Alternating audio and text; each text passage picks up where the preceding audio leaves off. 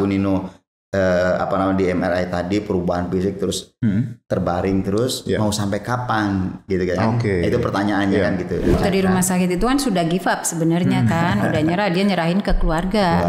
Dalam hati saya kalau sebelum pakai alat itu, saya ajak ngomong itu alat. Saya doakan Bismillah ya, kamu bisa kan ya sembuhin saya ya. Memang yang sembuhin itu Allah melalui kamu, sembuh ya, sembuhin saya. Saya tuh dari saya nggak bisa jalan ya. Kan saya pakai Januari, Maret tanggal 27 itu saya udah bisa berangkat umroh. Oh langsung umroh itu ya? Iya. Meskipun kaki masih diseret, mata masih juling. Welcome to Cancer Survivor and this is their story. Untuk banyak orang, kanker adalah sebuah hal yang sangat misterius. Munculnya tiba-tiba, sakitnya tiba-tiba, membuat banyak orang kalang kabut, dan mungkin banyak orang berpikir bahwa mendapatkan penyakit kanker adalah akhir dari hidupnya mereka. Padahal di balik semua itu juga banyak cerita-cerita di mana orang yang pernah mengalami penyakit kanker juga akhirnya bisa sembuh kembali dan juga bisa beraktivitas seperti sedia kala. So, welcome to Cancer Survivor and this is their story.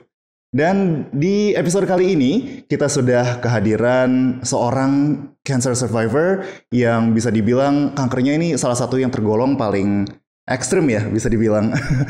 Salah satu yang bisa dibilang untuk banyak dokter sudah benar-benar hampir tidak ada chance begitu ya untuk kemudian bisa melanjutkan kehidupan seperti sedia kala lagi. Dan di sini kita sudah kehadiran salah satu survivornya, yaitu adalah Ibu Nino Wulandari. Selamat datang Ibu di Cancer Survivor. Terima kasih sudah berkenan untuk hadir juga. Dan di sini sudah hadir bersama dengan Ibu Nino adalah Bapak Zenik ya. Ya. Itu adalah keluarga dari Bu Nino ya. Adik ipar. Adik iparnya. Oke, siap. Sekali lagi terima kasih sudah berkenan untuk hadir dan berbagi ceritanya di sini. Sebenarnya harapannya ini bisa menjadi sebuah motivasi juga ya buat banyak orang yang mungkin sedang menjalani treatment gitu ya dan sedang menjalani pengobatan juga, ataupun mungkin yang baru tahu terkait dengan cancer ya, supaya nanti ketika akhirnya memang terjadi sesuatu ya mereka ada bayangan lah untuk kedepannya bahwa ini bukan akhir dari hidup mereka, seperti itu kurang lebih gitu ya. Nah mungkin boleh cerita dulu nih dari Bu Nino atau Pak Zenik gitu ya. Pertama, kankernya sebenarnya adalah kanker apa sih gitu ya yang dulu sempat dialami? Kanker batang otak. Jadi di pusat saraf kan itu ya. Iya. Oke. Jadi kanker batang otak itu kalau menurut dokter dampaknya apa sih, dan kenapa akhirnya kanker batang otak ini tergolong satu kanker yang sangat ekstrim seperti itu? Karena itu kan batang otak itu kan pusat saraf-saraf ya. Jadi memang langsung semua kena ini seluruh tubuh. Oh. Jadi mata saya, telinga, terus suhu juga sampai ini. Terus motorik saya stroke juga sebelah kiri.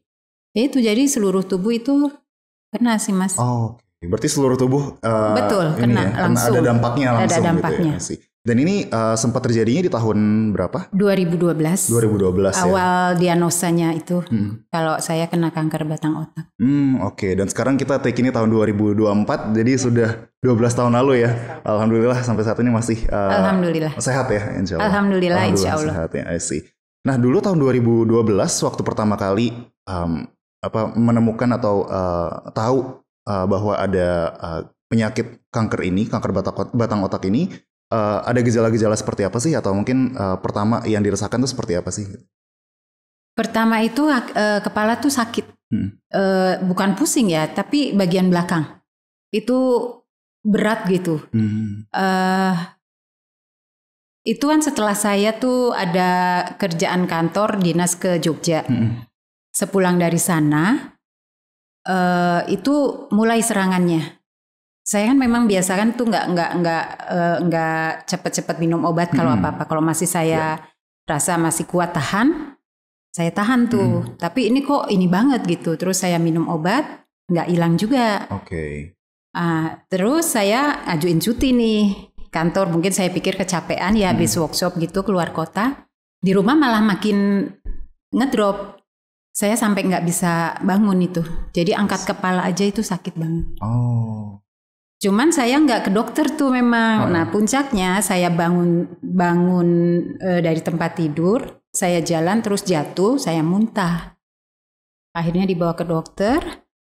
Itu diagnosanya dibilangnya saya ini anemia.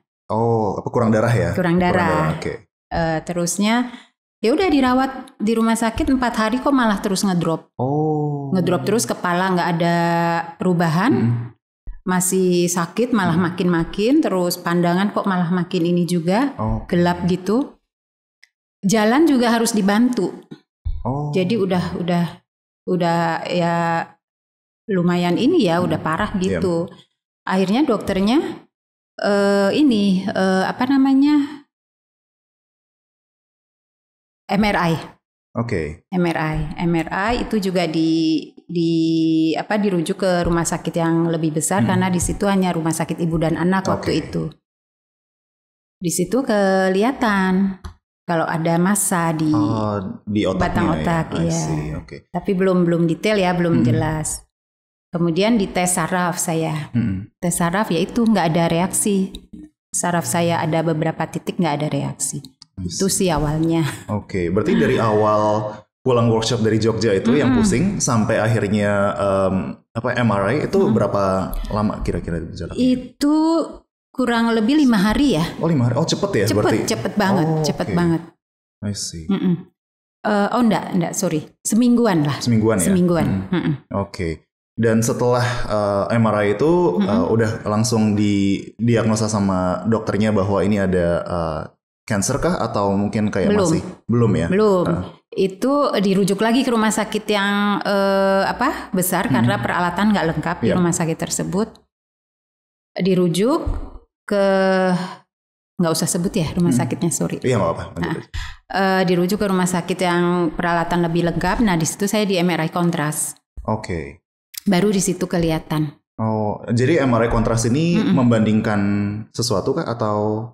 MRI kontras itu untuk lebih ini ya, lebih detail kali ya kayaknya. Lebih apa sih? Kalau MRI biasa itu kan belum. Apa sih Pak Edi ya kalau MRI biasa sama MRI kontras? Lebih jelas. MRI kontras lebih jelas dan detail ya. Lebih detail ya. Bisa membedakan mana yang sehat, mana yang kanker itu dengan lebih jelas. I see.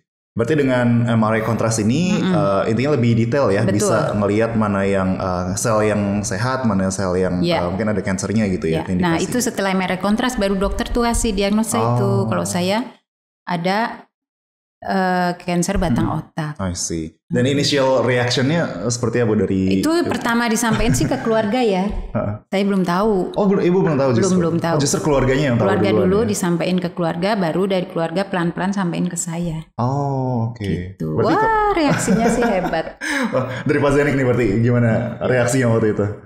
Jadi seperti disampaikan tadi, Bu Nino itu yang mengalami gejala awal. Ya. Sedangkan saya bagian dari keluarga bersama suami Bu Nino itu adalah kesaksiannya. Karena kebetulan gantian saat itu saya juga kerja, pulang kerja nungguin Bu Nino ya. Itu sip-sipan istilahnya. Di rumah sakit kita berdua aja, anak-anak juga masih kecil. Gitu. Jadi begitu masuk ke rumah sakit, tadi kurang detail dijelaskan kalau saya masih terbayang. Gitu, beliau sangat cepat. Kalau memang awalnya dicek MRI kontras dari sisi harga juga memang beda ya dengan MRI biasa. Kemudian dari situ beliau terbaring 1-2 hari. Itu yang saya ingat saat itu ada perubahan cepat sekali ya. Itu nggak bisa. Dari bantal yang kasurnya ada agak rata gitu ya, itu udah nggak kuat, pengen dinaikin. Itu yang saya ingat. Dari situ aja udah ada gejala. 3 hari kemudian mata dulu, yang sebelah kiri kabur ya. Seingat saya kabur langsung tuh 3 hari. 2 hari kemudian belum seminggu ini mulai penyok. Mulai gejala stroke gitu ya artinya. Ya itu kan setelah didiagnosa itu kan. Betul, kan tadi melanjutkan. Itu perubahan fisiknya. Itu. Nah, dari situ maka berjalan waktu ya, kondisinya makin tidak membaik. Singkat kata sampailah kepada saya dengan apa namanya suami Bu Nino itu suatu waktu ada informasi dari keluarga suami Bu Nino, ya kan? Saya teringat karena apa? Saat itu nitip mau pergi ke apa namanya Tangerang, ke BSD ke sini. Ya, sampai perjalanannya pun dia hilang handphone dan lain sebagainya gitu. Belum dong, nanti. Sorry ya, ini kan nanti itu nanti ini kan urutan kan Mas siapa namanya? Syafiq. Mas Syafiq kan nanya waktu pertama waktu awal-awalnya dokter dulu sih, sampein. Waktu dokter sampein ke keluarga kalau Mbak Inu di diagnosa itu kanker batang otak. Jadi gimana ke keluarga tuh dokter nyampein? Oh, justru itu sebelum terjadi. Kesimpulan dari Pak Profesor apa itu kan yang di rumah sakit kan setelah apa namanya mau detik-detik keluar aja setelah mau 3 bulan ini kan hampir 3 bulan. Berarti 3 bulan prosesnya itu ya? Enggak, 2 bulan. 2 bulan. 2 minggu. Berarti kalau misalnya kita runut dari awal dari mulai Bu Nino sakit itu ya, sakit kepala, ada pulang dari Jogja, terus seminggu akhirnya masuk ke rumah sakit gitu ya. Rumah sakit terus MRI, habis itu ketahuan ada sesuatu, ada massa, akhirnya MRI. MRI itu belum di kanker batang otak ya? Dokternya belum dipanggil. Belum. Berarti, iya. Pokoknya beliau sudah tidak ingat gitu ya, sakit-sakit aja, disuntik terus tiap hari, ya kan, pengurang sakit, dan akhirnya dengan saya dipanggil oleh profesor siapa sih? Temennya Ibam itu? Iya. Nah, salah satu profesor yang nangani Bu Nino itu kebetulan beliau baik secara pertemanan itu. Anaknya beliau itu satu TK dengan anaknya Bu Nino. Jadi dipanggil. Nah, itu awal. Jadi setelah Bu Nino di MRI tadi perubahan fisik terus terbaring terus mau sampai kapan gitu kan. Itu pertanyaannya kan gitu ya. Nah, terus ada satu usaha ya kan. Sampai ke ada informasi bahwa ada alat dari Pak Warsito, betul. Itu seingat saya ya. Siap. Gitu. Nah, berarti ini semua potong ya Pak Zeni. Jadi kalau setelah MRI kontras itu Bu Nino udah di rumah sakit terus ya? Itu nggak pulang ke rumah gitu ya? Itu selama berapa bulan berarti kurang lebih di rumah sakit? Itu 2 minggu pertama. Jadi saya itu 2 kali masuk rumah sakit. 2 kali. Jadi 2 minggu itu di rumah sakit. I see. Nah itu kondisi malah makin drop ya? Drop. I see. Dan nggak ada perubahan. Dan kalau dari dokter sendiri waktu itu kan berarti udah diagnosa ya bahwa itu kanker gitu ya di kanker batang otak gitu ya waktu setelah MRI kontras tadi. Nah berarti dari dokternya sendiri sebenarnya rekomendasinya seperti apa sih kalau ke keluarga mungkin ya waktu itu untuk komunikasinya? Yang awal kan belum dibukain ya. Baru nanti setelah balik lagi. Awalnya belum diberitahu kanker. Tidak. Awalnya belum ya? Belum. Karena beliau. Tapi saya udah stroke itu di situ. Oke. Udah stroke sebelah kiri. Kan di rumah berapa hari sih? Terus langsung masuk lagi. Nggak lama kemudian kan pulang ke rumah awalnya, ya kan, ya kurang lebih seminggu terus balik lagi. Nah di situ yang lama. Sebulan di rumah sakitnya ya. Di rumah sakit. I see. Nah karena terus ngedrop, ya kan, kemudian ending daripada saya tahu bilang bahwa di rumah sakit itu hanya mengurangi rasa sakit saja, disuntik. Itu karena terakhirnya itu dikasih tahu gitu. Jadi sebenarnya kita mau bingung mau kemana. Nah makanya dengan beliau Bu Nino terbaring di rumah sakit selama kurang lebih sebulan itu, detik-detik terakhirnya itu ya ada reference ke suami Pak Edi ya, ke suami Bu Nino itu dari saudaranya pakai alat dari. Jadi 2 orang yang jenguk ke rumah sakit itu berbeda ya, 2 orang berbeda. Yang satu temennya adik saya itu cerita katanya omnya kanker paru itu pakai alat Pak War. Terus yang kedua keponakan saya, keponakan jauh sih, itu dia juga cerita teman tantenya kanker payudara pakai alat Pak Warsito. Nah terus di rumah sakit kok saat itu kan Pak War lagi ini banget ya. Itu beberapa ulasan tentang Pak Warsito gitu. Terus-terusan betul. Kok kayaknya hati saya kok ini ya mantep. Terus keluarga juga alhamdulillah ini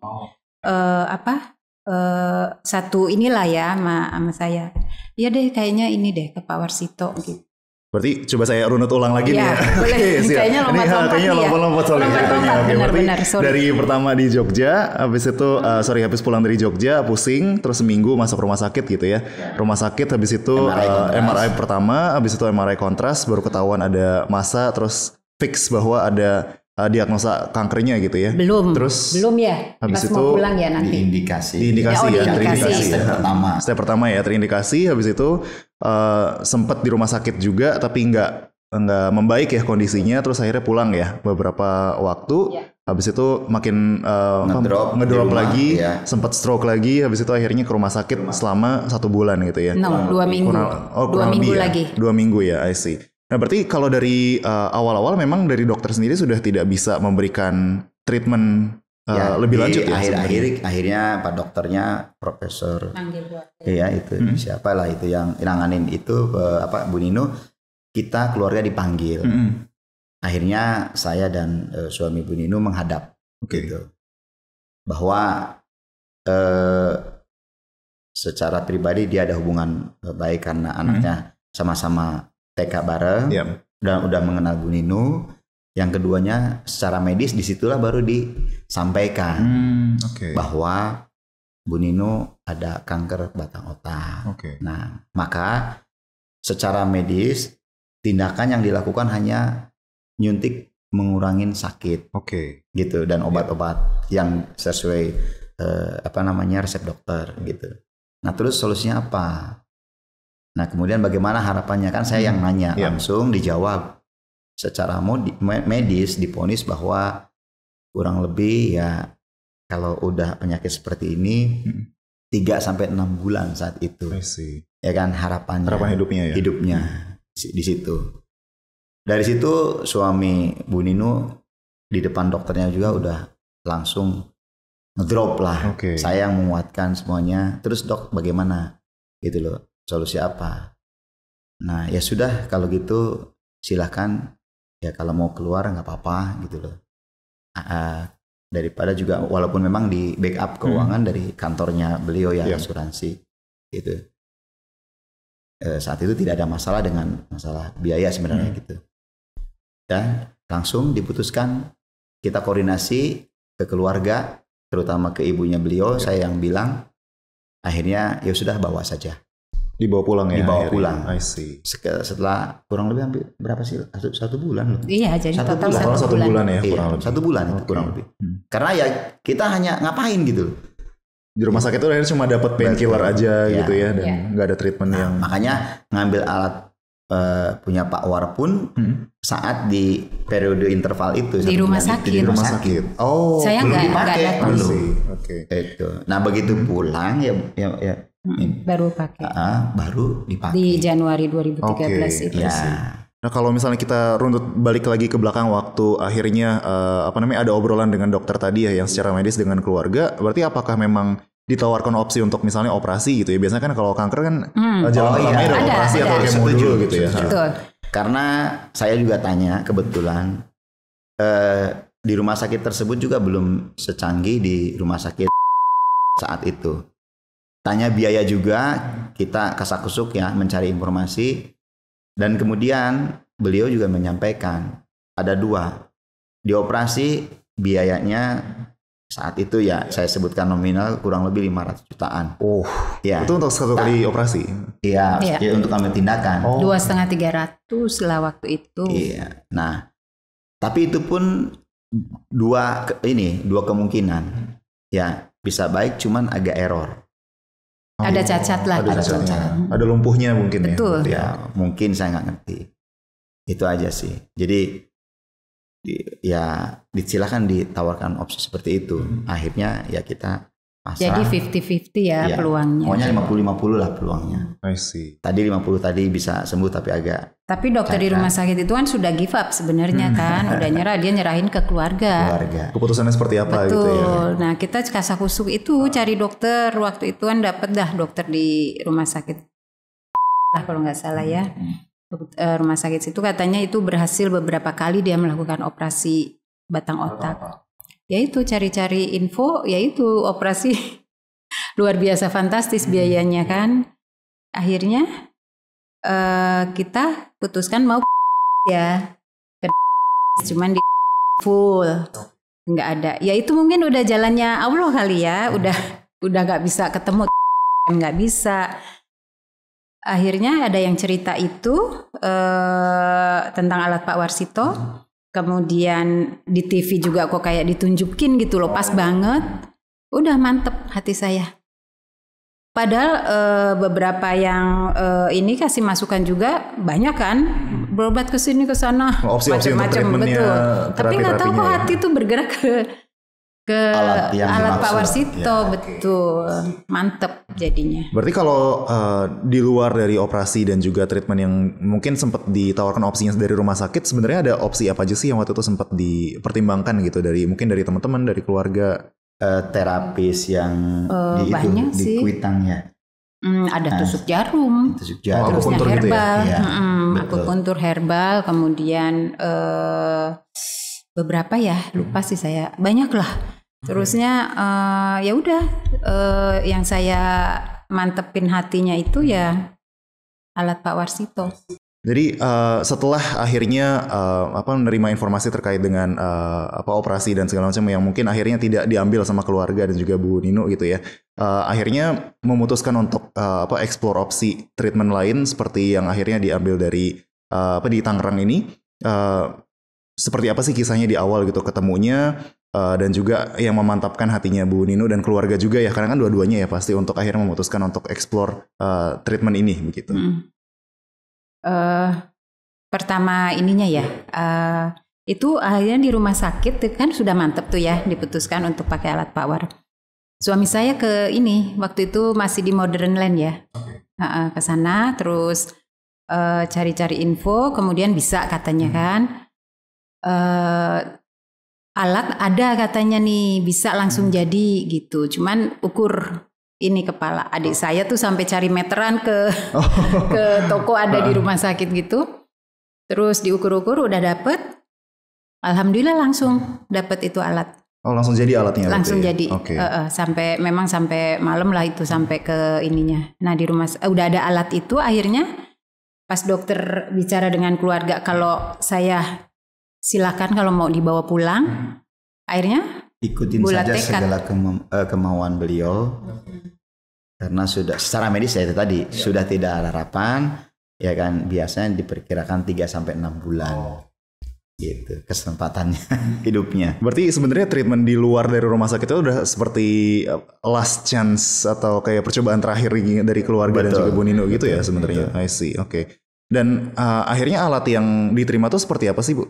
Helm aja. Helm aja gitu ya? Helm sama neck ya waktu itu, leher. Oke. Udah itu aja. I see. Dan ketika itu berarti kan waktu pertama kali coba explore treatmentnya itu juga ketika Ibu Nino masih di rumah sakit? Tidak, ya? di rumah. Udah keluar ya? Di rumah? Kan nggak boleh. Oke. Saya pakainya di rumah. Di rumah ya setelah pulang. Tapi untuk yang proses untuk datang untuk konsultasi dan juga untuk ke Pak Warsitonya itu berarti waktu masih di rumah sakit atau sudah? Pertama saya nggak datang itu. Pertama nggak datang? Nggak. Okay. Saya kan nggak, karena kan masih terbaring. Masih terbaring di rumah sakit. Ya. Angkat kepala juga itu kan masih sakit ya. Jadi diukur-ukur aja dari rumah sakit, infonya by telepon gitu untuk lingkar kepala gitu kan. Nah alat dibawa, kemudian besoknya saya langsung pulang ya ngajuin itu kepulangan. Dengan ada satu keyakinan opsi terakhir pakai alat ini dan ikhtiar yang lainnya lah istilahnya, itu aja. Berarti setelah dari rumah sakit mungkin di Januari 2013 ya akhirnya mencoba untuk pakai treatment yang berbeda dari Pak Warsito tadi itu ya, pakai yang akhirnya bentuknya helm dan juga neck. Itu kalau dari Bu Nino sendiri atau mungkin dari keluarga yang ngelihat treatmentnya atau reaksinya itu seperti apa sih kalau untuk kondisinya Bu Nino ketika itu? Mungkin ya, apakah ada? Pertama sih dipakai, kemudian kita sampaikan prosedur pemakaiannya oleh suaminya Bu Nino itu, dan mungkin Mbak Nino yang merasakannya di hari pertama ada apa, bisa dijelaskan? Iya. Alhamdulillah sih pengaruhnya tuh ke saya tuh luar biasa ya. Tapi efeknya itu nggak terlalu yang, kan di situ kan tertulis kan mual-mual sampai muntah gitu kan, apa namanya, ya keluar keringat banyak segala macam gitu, BAB sampai berubah warna gitu ya. Kalau saya memang perubahan hanya itu aja, keluar keringat banyak aja. Dan bau. Dan lebih berbau. Tapi kayak mual gitu tuh nggak ada. Jadi enjoy aja, jadi saya tuh jalanin ikhtiar itu gitu. Terus, secepat itu yang saya nggak sangka. Jadi itu kepala tuh dalam waktu berapa 3 hari. ya? Enggak sih, 3 seminggu hari. 2 minggu. Enggak. Itu 3 saya hari udah bisa ada bangun. perubahan, terutama mata. Terutama mata. Tadinya matanya Mata agak lama. Waktu foto mau umroh aja kan masih juling. Bukan artinya kan penyoknya itu. Oh iya, ini yang perubahan 3 drastisnya. hari itu beliau yang saya ingat ya di rumah itu pertama bisa ngangkat kepala dulu. Itu. tadinya bener-bener nggak bisa nggak diangkat sama sekali ya. Oke. Itu dalam kayak waktu mungkin hitungan kalau 3 orang hari. bilang kayak orang vertigo ya, kalau angkat kepala tuh langsung Muter gitu ya. muter Oke. luar biasa. Ya itu cepet banget, langsung kepala itu sakitnya itu berkurang, jauh berkurang. Dan tadi kan ada stroke juga ya katanya. Stroke, Itu berarti betul. setelah itu udah mulai bergerak lagi kah atau Saya kan pakai kursi roda itu kan akhirnya kan. Jadi step by step sih memang ininya. Jadi kepala mulai ini kan, mata saya kan juga double penglihatan itu. Jadi salah satu harus ditutup bergantian. Ini rekomendasi dokter sih kalau yang ini. Kemudian Seminggu kemudian Nin telinga. bisa duduk di pinggir tempat kasur. tidur. Tempat tidur. udah mulai bisa bangun ya? berarti? Seminggu kemudian. Tadi 3 hari kan mulai bisa ngangkat kepala gitu. Nah seminggu kemudian dia bisa duduk di kasur gitu. Oke. Berarti memang perubahannya lumayan cepet ya dalam waktu Cepat seminggu itu itu ada. di luar ini banget ya, bayangan saya gitu loh. Tadinya saya juga tuh udah bayangin, aduh ini stroke kayaknya akan lama Terus-menerus gitu. ya, lama ya. Karena tetangga dekat saya itu stroke itu kok lama banget gitu kan. Jadi saya tuh keinget dia gitu. Aduh ini anak masih kecil-kecil, anak-anak terus. Wah itu saya udah hancur banget tadinya mas. Sebelum pakai alat Pak War ya, saya tuh udah pikirannya tuh udah yang jauh banget ke depan tuh, udah yang negatif terus. Alhamdulillah pakai alat itu terus itu kan saya otomatis kan nggak kerja ya di rumah. Alhamdulillah saya isi dengan dengar-dengar tausiah kayak gitu, ngaji-ngaji lah gitu ya. Jadi hati saya tuh memang kan harus jalaninya gitu kan. Kita harus nanemin yang positif, pikiran mindset harus yang bagus-bagus gitu. Jadi saya yakinin banget pakai alat ini tuh bisa sembuh gitu. Alhamdulillah. Itu cepet banget sih, luar biasa. Nah mungkin kalau secara treatmentnya sendiri waktu itu berarti ibu pakai yang model helm sama neck itu seperti apa sih treatmentnya? Apakah dia dipakai terus sepanjang hari kah atau misalnya berapa jam per harinya? Gitu? Jadi pakai itu 16 jam. 16 jam. Dulu tuh memang kalau pakai kan durasinya lama banget ya. Itu 16 jam. Jadi saya bagi kalau dari pagi sampai siang itu 8 jam, nanti malam saya sambil bawa tidur aja 8 jam. Nggak terasa sih. Nggak terasa. Nah, mungkin satu hal yang menarik juga itu tadi yang seperti Bu Nino mention ya, bahwa memang harus ada positive mindset juga untuk mau menjalani dan yakin untuk kemudian meneruskan treatmentnya begitu ya.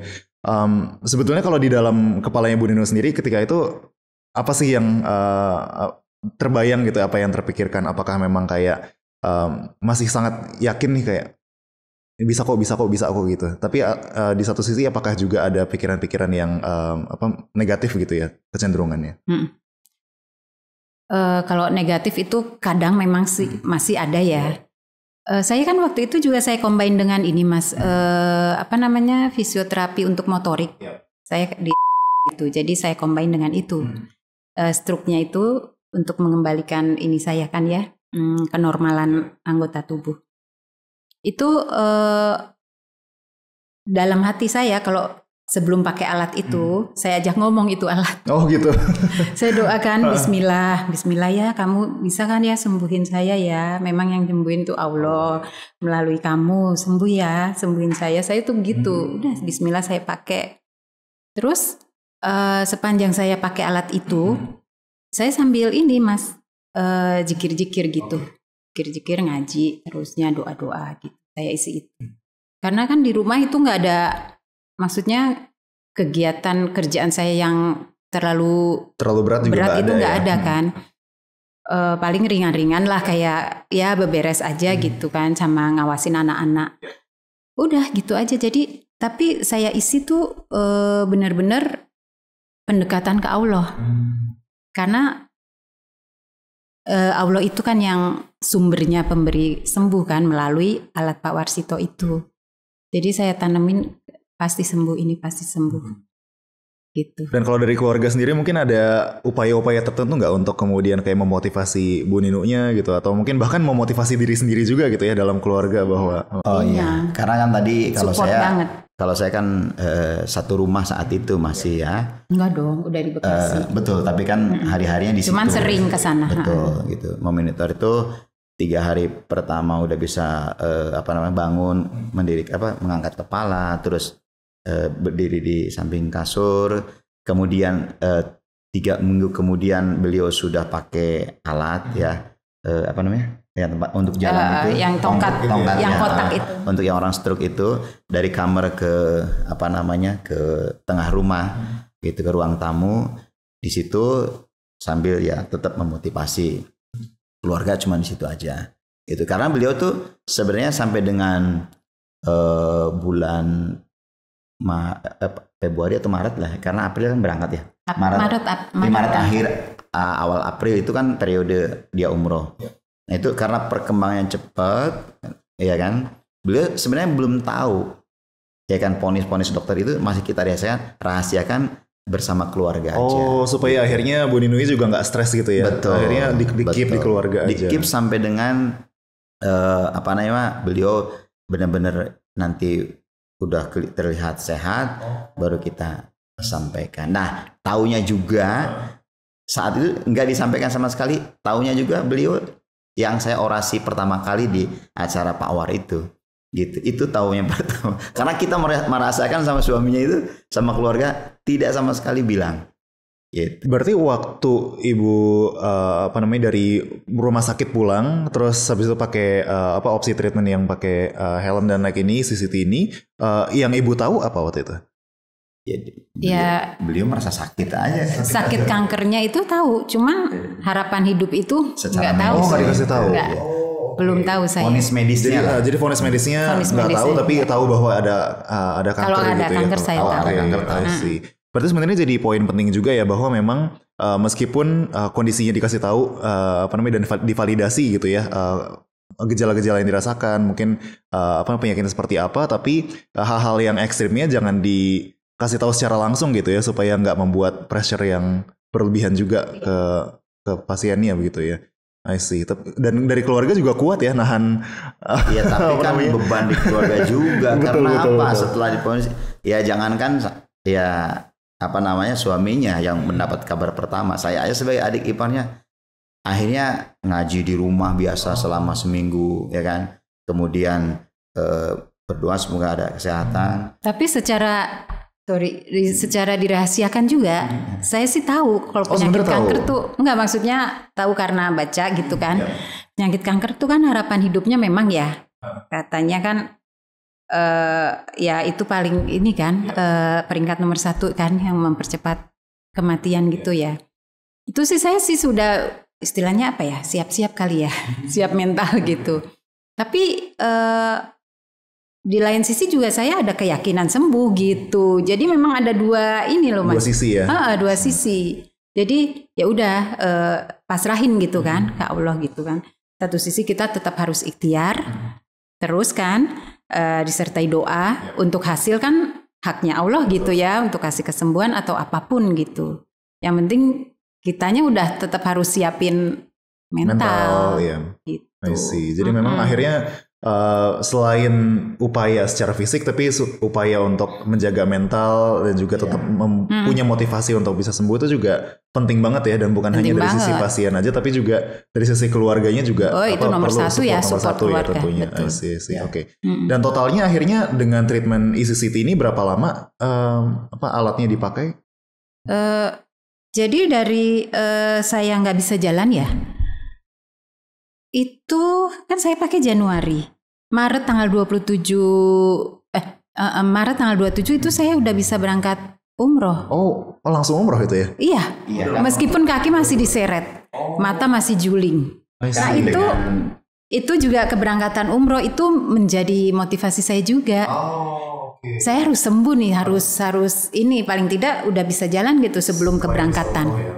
Karena kita memang udah hubungin itu kan waktu itu travelnya minta di reschedule karena kondisi saya gitu, jadi minta di reschedule, diundur, lihat perkembangan gitu. Alhamdulillah itu jadi tepat waktu. Sempat tarik ulur juga. Tarik ulur. Apakah iya batal sih. atau lanjut? Karena yang berangkat saat itu almarhum ibu mertua, kakak yang paling tua, jadi saudara Bu Nino, kandung sama istri saya, adiknya. Sekeluarga itu berangkat. Nah, dengan musibah ke Bu Nino, saya yang langsung nego ke travelnya saat itu, karena memang travelnya yang punya kan teman saya gitu. Dan alhamdulillah bisa diundur ya gitu. Enggak diundur. Enggak itu ya, on time. malah enggak on time ya? Sesuai schedule. Sesuai schedule-nya. Iya. Oke. Akhir Maret awal April lah periode itu gitu. Jadi beliau 27 Maret masih ingat banget. Iya. Berangkatnya. Iya. Karena hari bersih. Saya aja yang melepas ke bandara itu, ya Allah gimana. Dan ya kuasa Allah ya. Satu, optimis sembuhnya ada di Bu Nino. Kedua, ikhtiarnya pakai alat dari Pak War ya.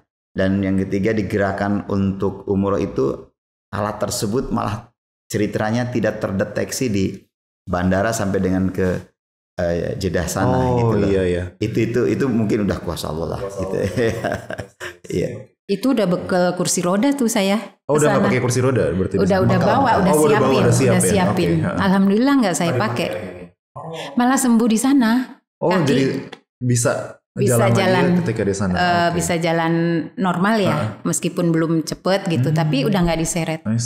Mata juga normal. Tadinya kan juling kan, waktu di foto untuk visa itu juling. Kata saya, alhamdulillah di sana kesembuhannya. Berarti dari Desember itu ada gejala awal, terus Maret akhirnya udah berangkat umroh ya, itu akhir Maret udah berangkat umroh. Betul. Itu Masya Allah banget ya maksudnya. Masya Allah, di luar ekspektasi. Betul. Betul. Apalagi dengan kondisi cancer yang bisa dibilang salah satu yang paling terminal ya, yang paling ekstrim, tapi bisa dalam secepat itu satu ya ada kuasa dari Allah juga ya, akhirnya bisa mengizinkan seperti itu. Iya. Tapi untuk akhirnya berangkat itu ada izin dari dokter juga kah? Ada izin dari orang-orang yang berkaitan dengan treatment ECCT-nya atau? Iya. Saya kedua tempat. Jadi saya ke dokter medis yang rawat saya waktu pertama ini pengobatan. Bisa terbang nggak gitu kan? Kalau kondisi kepala ini ya masih sakit gitu. Maksud saya kondisi saya masih kanker kan. Suruh MRI dulu, MRI plus, terusnya dibilang bagus. Oke, kalau terbang nggak masalah, umroh boleh katanya gitu. Oke, terus saya kemudian ke sini ke klinik Pak War situ, cuma nggak ketemu Pak War itu. Saya tanya juga kan, bisa nggak diizinin nggak saya untuk ibadah umroh? Sama minta surat keterangan untuk bawa alatnya itu mas, surat rekomendasi ya. Itu, tapi katanya rekomendasi nggak bisa keluarin. Kemudian untuk ibadah umroh sih insya Allah bisa katanya gitu. Ya udah akhirnya diskusi keluarga, ya udah bawa aja, nothing tulus lah di sana. Nanti kalau misalnya memang ini ditahan nggak apa-apa, nanti diambil gitu kan. Alhamdulillah mas, itu lancar semua di Cengkareng nggak ada masalah. Ketika sampai di sana nggak ada masalah. Bahkan saya pakai masuk juga ke Masjid Nabawi sama Masjidil Haram itu lewat semua. Itu bagi saya benar-benar keajaiban sih. Betul, alhamdulillah dimudahin semuanya.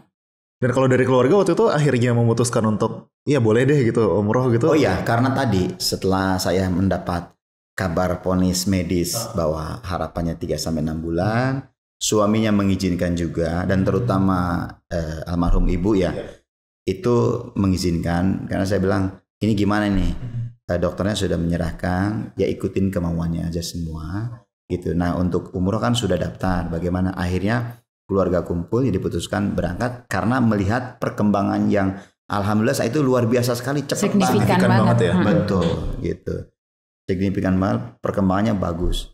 Itu tadi akhirnya kita juga optimis untuk bisa tetap berangkat itu ya. Dan sebenarnya dengan mengizinkan untuk umroh itu juga kayak memberi tambahan motivasi ke Bu Nino juga ya, bahwa ini udah semakin baik nih, insya Allah berarti kedepannya juga bisa beraktivitas kembali secara normal juga gitu setelah itu ya. Saat itu meyakinkan ke keluarga bahwa kita usahanya ikhtiarnya sudah, tinggal minta doanya di sana. Nah itu Dan saya tuh, tempat terbaiknya. Dan beliau juga udah pasrah. Oh gitu. Betul. saya juga di situ kan mau banget gitu kan berdoa di sana kan. Iya. Itu luar biasa, Masya Allah, benar-benar kayaknya diijabah banget sama Allah. Allah baik banget sama saya. Dan di sana itu saya mengalami beberapa ini sih keajaiban bagi saya, Mas.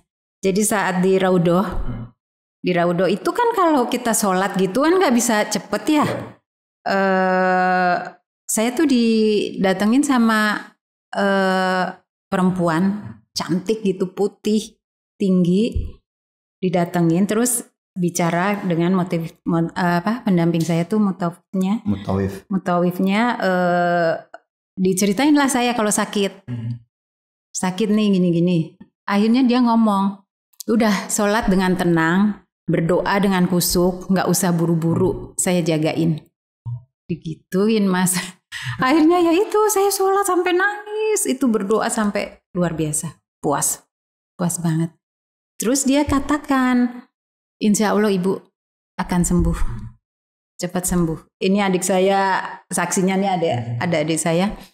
Itu saya sampai nangis Mas, saya sampai ditepuk terus. Ya Allah ini luar biasa. Kata mutawif saya itu kayaknya mungkin malaikat katanya gitu. Jadi bagi saya itu keajaiban loh Mas. Allah tuh baik banget datengin manusia yang bagi saya tuh nggak ada bayangan gitu ya. Saya sih di situ sih hanya untuk berdoa dari hati, minta kesembuhan pertama ya, dan keselamatan. Ditambah didatangkan wanita itu luar biasa, itu kayak mimpi jadinya bagi saya. Ya itu keajaiban bagi saya sih. Sama bawa alat Pak Warsito itu bisa lolos ya. Dari step-stepnya itu masuk ke Masjidil Haram sama Nabawi yang cukup ketat juga pemeriksaannya. Alhamdulillah itu juga lolos. Jadi saya pakai sholat tahajud, dari sholat fardu itu saya pakai, nggak pernah lepas. Dan setelah itu pulang itu masih lanjut treatment lagi atau masih lanjut ya? Masih terus. Dan totalnya itu berapa lama berarti menggunakan alatnya sampai benar-benar lepas gitu ya? Saya sih terus ya nggak lepas. Sekarang aja saya masih pakai. Oh sekarang masih pakai juga? Oh, jadi untuk maintenance aja. I see. Nggak tahu saya udah kayak ada ikatan apa ya? Personal dengan alatnya. Betul. Jadi kayak udah melekat gitu ya. Nggak tahu sugesti atau apa. Jadi kalau misalnya saya flu, batuk gitu, pakai alat itu terus besoknya bangun tuh udah enak. Gitu, nggak tahu sugesti atau gimana. Ceritain dong, pulang umroh terus datang ke sini sampai Pak Warnya juga. Oh iya, kan dong, Pak War nggak tahu diceritain. kan, saya berangkat umroh kan, sampai nggak percaya. Ibu siapa yang kasih izin ke sana katanya? Ada Pak War, Mas Romi tuh kasih izin boleh katanya gitu. Pak War tuh kaget sampai dia nggak nyangka. Jadi nggak ada yang nyampein ke Pak War kalau saya tuh pergi umroh. Gitu. Dan setelah akhirnya pulang umroh dan segala macam, akhirnya Bu Nino udah mulai beraktivitas bekerja lagi mungkin Ya, setelah. betul. Pulang umroh itu 2 minggu setelah pulang umroh saya masuk kerja. Oh sudah mulai kerja lagi? Iya. Melanjutkan pekerjaan sebelumnya? Atau? Enggak, masih alhamdulillah juga orang-orang di kantor, teman-teman dan atasan saya itu support juga. Jadi saya masuk, saya datang itu mereka yang kaget, nggak nyangka sampai ada yang nangis juga. Itu kita tuh tangis-tangisan, ya Allah. Mereka itu nggak nyangka secepat itu. Saya tuh bisa muncul di kantor lagi. Pak Wahnya juga nggak nyangka kan? Iya benar. Nyiptain alatnya. Nah terus diajak bicara oleh atasan saya. Akhirnya ya saya dikasih kerjaan yang ringan-ringan dulu. Terus udah di kantor pokoknya nggak usah sampai ini, sekuatnya kamu aja. Mau pulang siang, mau pulang jam berapapun bebas gitu. Ya, akhirnya gitu, jadi saya kerjaan yang ringan-ringan, terus saya memang pulang tuh setengah hari dulu gitu, memang masih, itu juga saya masih pakai tongkat waktu ke kantor itu, karena pulang dari sana mungkin kecapean atau apa, ini kaki ini lagi gitu, agak sakit lagi, tapi itu sebentar. Itu alat di kantor saya pakai juga, 8 jam, jadi saya bawa alatnya. Berarti dari Desember ketahuan sakit, April udah mulai kerja lagi normal ya? Iya. Masya Allah ya, itu sangat-sangat cepat ya. Cepat dengan banget. segala proses yang terjadi. Betul. Ya kesaksiannya ya kesembuhan tadi itu memang dari Allah. Takdir dari Allah yang diberikan. Tetapi satu hal yang perlu digarisbawahi, beliau semangat sembuhnya ya tetap terus ya dijaga. Kemudian ikhtiarnya dapat alat ya dari referensi tadi itu, beliau konsisten pakai. Karena apa? Saya aja yang pakai rompi nih, setelah itu ya jauh pakai rompi di tahun 2020 kemarin itu. Covid.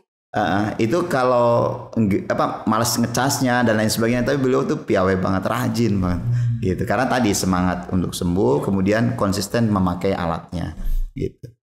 Itu aja sih. Nah ini sebenarnya kan jadi satu cerita yang mungkin bisa menjadi motivasi juga ya untuk teman-teman yang mungkin sekarang sedang menjalani treatment gitu ya, baik itu dengan terapi ECCT atau mungkin dengan mungkin yang banyak kemoterapi gitu ya, mungkin ada yang operasi dan masih healing gitu ya. Nah mungkin dari Bu Nino sendiri ada satu takeaway positif nggak ya dari perjalanan Bu Nino selama 4 bulan di tahun 2012-2013 itu menjalani gitu ya, yang harapannya nanti bisa menjadi motivasi buat teman-teman? Sebenarnya nomor satu sih semangat ya, semangat dan pikiran. Itu pikiran tuh nomor satu, ini banget ya. Pikiran harus positif dan berbaik sangka dengan Allah. Kemudian jalani. Setiap ikhtiar tuh konsisten, disiplin ya. Jangan pernah berkata yang justru menjatuhkan mental kita ya, pikiran kita. Jadi terus biar semangatnya tuh terus naik. Jadi jangan sampai kendor. Gitu aja sih ya. Selain itu ya pastinya doa ya, itu nomor satu. Nah mungkin kalau dari sisi keluarga seperti apa nih yang bisa diberikan pesannya ke keluarganya teman-teman yang sedang menjalani treatment dan lain-lain ya, supaya supportnya maksimal juga dan bisa tetap membantu pendampingnya inilah ya. Betul. Ya pertama sebagai anggota keluarga ya itu harus saling support ya kan, karena beliau juga tadi dikatakan di awal bahwa dukungan keluarga sangat berarti, karena tidak ada orang lain yang bisa care kecuali keluarga itu sendiri. Ya sabar dan kemudian setiap individu keluarga kalau ada yang sakit tadi ikhtiar membantu menolong mencarikan alternatif. Kalau memang tadi sakitnya medis ya alat apa atau yang bisa untuk bisa mempercepat kesembuhan gitu. Jadi tak pernah menyerah lah gitu, cari solusinya. Ya dengan niat baik, ikhlas untuk anggota keluarga, itu yang dibutuhkan. Itu aja sih. Dari obrolan kita mungkin sekitar 1 jam terakhir ini sebenarnya 2 hal yang saya rasa benar-benar stands out itu, pertama dari motivasinya Bu Nino dulu sih ya, untuk mau konsisten dan juga mencoba segala upaya untuk bisa sembuh, dan juga support keluarga sih ya, bagaimana akhirnya mau support juga dengan kondisi apapun dari Bu Nino, dan juga sampai pulang ke rumah, sampai dicarikan treatment yang di luar pun, sampai ketemu ECCT ya, dan juga sampai sampai bisa umroh gitu ya, sampai akhirnya bisa beraktivitas seperti sedia kala juga, itu saya rasa dua hal yang benar-benar stands out banget, dan juga harapannya tentunya bisa direplika juga gitu ya sama teman-teman yang sedang menjalani apapun kondisi yang mereka begitu ya. Oke, siap. Terima kasih banyak Bu Nino dan juga Pak Zanik sudah ada satu sharing ceritanya. Ya, oke, boleh silakan. Saya pasca dapat kabar keputusan secara medis, ya kan ini hal medis ya, dari seorang profesor di rumah sakit itu yang nanganin beliau, dan saya yang mendengar langsung secara medis vonis harapan hidupnya 3-6 bulan, tapi kemudian dapat reference memakai alat Pak Warsito. Harapan saya sebagai masyarakat biasa ya, relatif murah saat itu didapatkan barang tersebut, dan kemudian ya mudah-mudahan ya pemerintah Indonesia ini memberikan izin untuk manfaat ya yang diperlukan banyak orang. Itu aja sih. Ya. Oke, semoga bisa didengar juga ya sama yang betul. Berkewajiban. Oke, siap. Karena saya merasakan banget kan dampaknya ya. Betul, efeknya itu luar biasa. Itu di luar, kayak di luar logika lah. Kalau ini ya sakit saya yang sudah sedemikian dibilang udah ini kan, udah di ambang batas kehidupan ya. Tapi dengan alat Pak Warsito, kemudian ya pastinya disertai diri kita sendiri juga ya, ikhtiar pengobatan secanggih apapun, semahal apapun, kalau kitanya nggak yakin ya kan, itu juga susah ya. Itu makanya saya tuh dukung banget deh alat Pak Warsito, karena saya sendiri nih yang mengalami, dan beberapa teman juga ini juga banyak yang menggunakan juga. Menggunakan, alhamdulillah. Siap. Berhasil. Oke. Insya Allah bisa jadi inspirasi ya. Siap. Oke. Terima kasih banyak sekali lagi Bu Nino dan juga Pak Zanik untuk sharingnya. Sama-sama. Dan juga ya tentunya buat teman-teman yang sedang menjalani treatment, tetap semangat. Semoga nantinya bisa mereplika juga cerita dari Bu Nino dan juga keluarga ke depannya. Betul. Sampai jumpa di Cancer Survivor selanjutnya. Bye-bye. Bye. And this is their story.